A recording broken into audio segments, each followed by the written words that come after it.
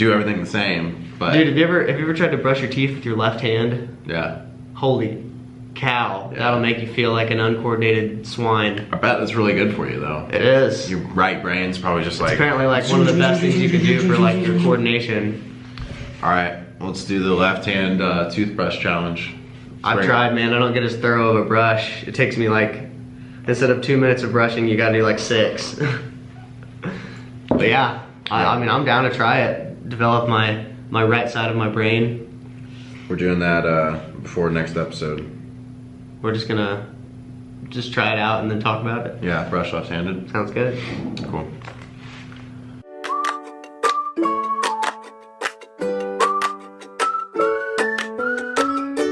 All right, guys. Today we got an exciting topic. We're talking, show me the money! Money, money, money, money, money, money, money, money, money, money, money, money. Hey, $5, $5, here, $10, I could have been an auctioneer, guys. Anyways, we're talking money today. Our question today is, how much should you be charging? And I mean charging, not like a RAM charging stuff. I mean charging stack. Like, how much should you be charging your clients, your customers, Pay up. your guests, whatever you're doing? Give me the money. This is a good question because how much you charge determines a lot of things about your business. One, if you're going to be successful or fail, your type of customer, your quality. So, Seth, what are your initial thoughts to the question of how much should you be charging? My initial thoughts to the question, Jordan, are before we started our business, I thought that was kind of like a one dimension question. But now when you ask What do you mean it, that? What do you mean by one dimension? when you ask the question, it's just like, okay, how much I charge my customers is only going to impact how much I make on a job. Yeah. Okay. But now when you ask it, I think about this, how much we charge our customers frames us in the mind of our customer as whether we are upscale, whether we're like, you know, medium, or whether we're like budget service or product. Mm-hmm. It has so many more, it also impacts how our employees think about us. If they're doing a job for us and we're only charging $80 an hour, they're not gonna think that they're very valuable. But when we're charging, you know, X amount an hour, they're like, okay. Yeah. Okay, I feel like we're a premium service now, I better have a premium. Yeah, we learned quality. that. We learned that pretty quick. You're right. I had the same thinking initially, is that our price only determined how much money we made. Yeah. The work that we put in or the quality had no strings attached to how much we should charge. Yeah. That's it. So I think of this example. I think so Payless shoes, or just Payless in general, they are out of business now. Yeah. They went bankrupt. But I don't know if you remember or you saw in the news, like a month ago, they changed their name. They did like a 1 day or a 2 day thing where they changed their name to Paylisi, and they increased the prices of all of the shoes in the store by like 600%. So they were selling, instead of like $20 shoes, like $1,000 shoes. Okay. And they were like selling out everywhere. Wow. Isn't that just crazy, the human psychology? All of a sudden, it's the same shoes, it's the same store. They changed their name and they raised prices, and people were losing their minds over it. Like they were associating, these are expensive shoes, I have to have them. Yeah. I have to have them. It's crazy. And now they're bankrupt. So it's like, what the heck happened? We'll have to look into that. But all of this to say that how much you charge matters. I got another question for you, Zach. Okay, let's hear it. What would you say, so how would you, if let's say you owned a clothing store, and you were making t-shirts. Okay. How the heck do you decide, other than, I mean, obviously the cost of the shirt to make it, how do you decide what you're gonna charge? What would be your thinking process? And I ask you this because you don't have any experience in retail, but you do have experience as a consumer. Yeah. It's like a tough question. My knee jerk is to look at my competition and see what they're doing. Okay. Because I think that usually your competition's probably been around longer. They've already figured out some lessons the hard way. And the reason I say that is because sure, you could go about the way of backing into your price by looking at your cost of goods sold and then adding some, you know, like margin for your operational costs and then coming to a price.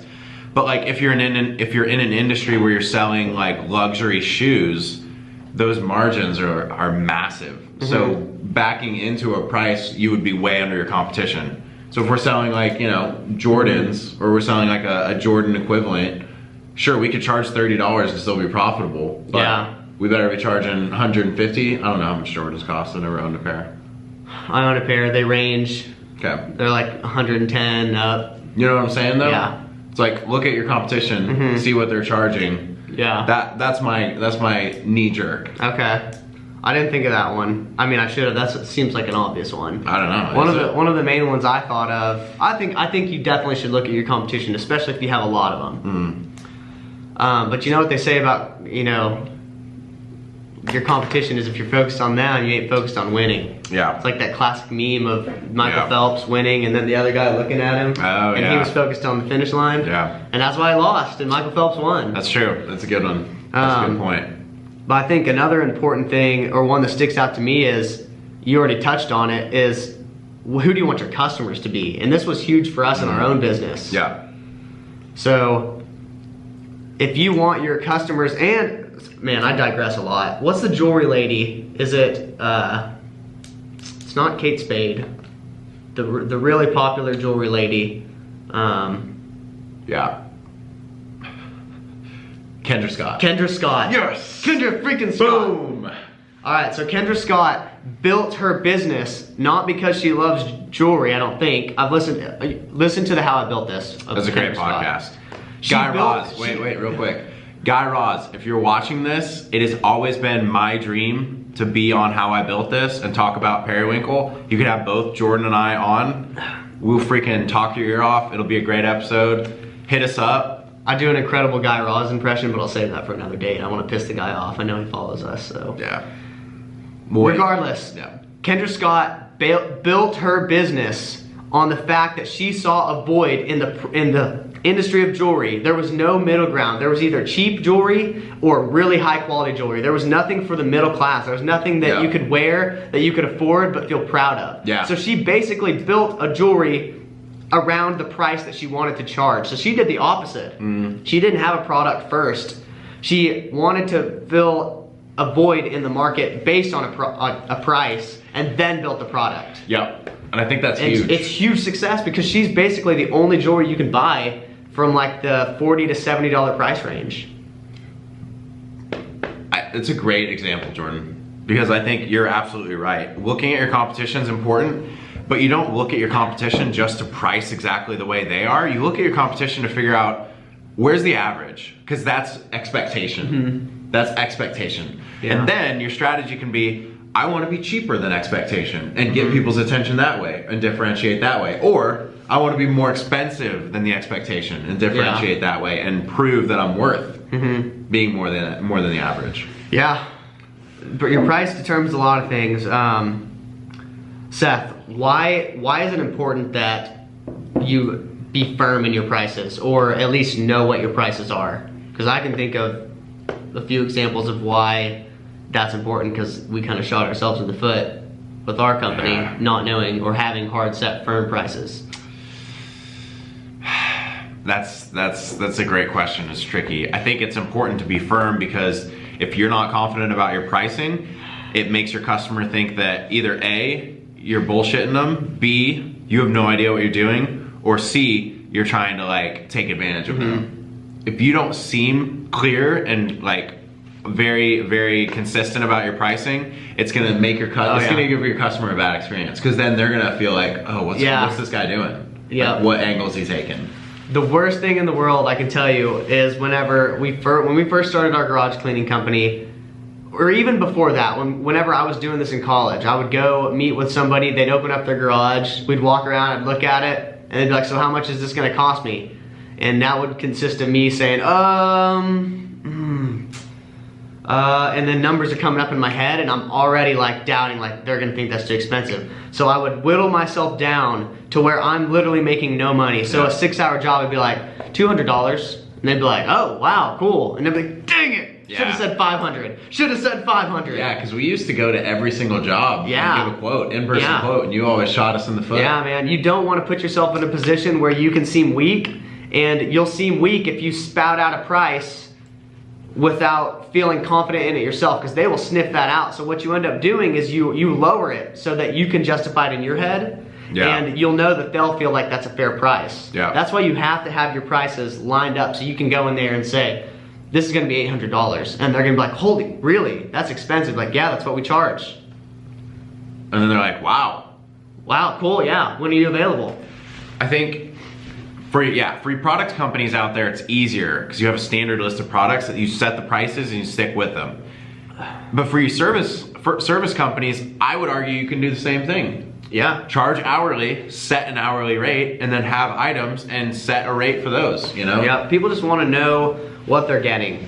So I think if you have, where are you going? All right, blow nose. Oh, so that's going to blow his nose. I think that if you don't have a price in mind, or at least an idea, you will shoot yourself in the foot. You're gonna end up saying a number that you don't make money on, and you're gonna feel taken advantage of, and then you're also never gonna get used to charging what you're worth. So, I agree. and you gotta charge what you're worth. You gotta make money. The famous Nick Redwine always says, we're all in the business to make money. I don't care what you say. If you're a not-for-profit, a non-profit, a for-profit, you're all in the business to make money. Got some on your mustache there. We got allergies here in Oklahoma, guys. Yeah. Lots of it. 1 hour MBA rule number 1. We are in business to make money. And so are you. And if you're not in business to make money, guess what? You're not gonna have a business. You ain't gonna be around very long. Even if you're a not-for-profit, even if you're a non-profit, you gotta make money to be one of those things. Yep. Yep. All right, last question, Seth. Let's hear it, Jordo. What do you say to people that tell you your prices are too expensive and or too cheap? Which one are you asking first? Let's start with the too cheap.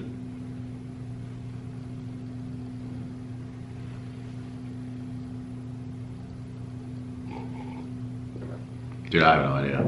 All right, I have an idea. Can you answer it? 'Cause So, I feel like you've actually fielded this one before. if somebody comes to me and tells us that our product or our service is too cheap, I would ask them why. Why would they think that? Great question. And then I would explain why we chose that price point. And honestly, if somebody tells us we're too cheap, that's a good thing. That means they're getting more value than what they're paying for. Yeah. It's a good thing for them. It's not necessarily a good thing for you, but hey, at least they're happy. On the opposite end, if somebody tells you you're too expensive, I would say my thoughts are, you're not our customer. Yeah. But you can't say that to somebody. Yeah. So what would you say instead? If somebody's like, oh, your prices are too expensive. I would explain that they're not our customer. I would tell them a story, because stories speak volumes. Okay. I would say, when we used to charge X, we were getting customers that we couldn't please. When we raised our prices to what it is now, we only have customers that take us seriously as professionals and let us come in and do our job. That is why we are priced accordingly. We can work with any budget, but our goal is to exceed expectations, and we can't do that for all customers. But we can at this price point. And then they're like, oh, I get it. I think people just want to know why you're charging something. Yeah.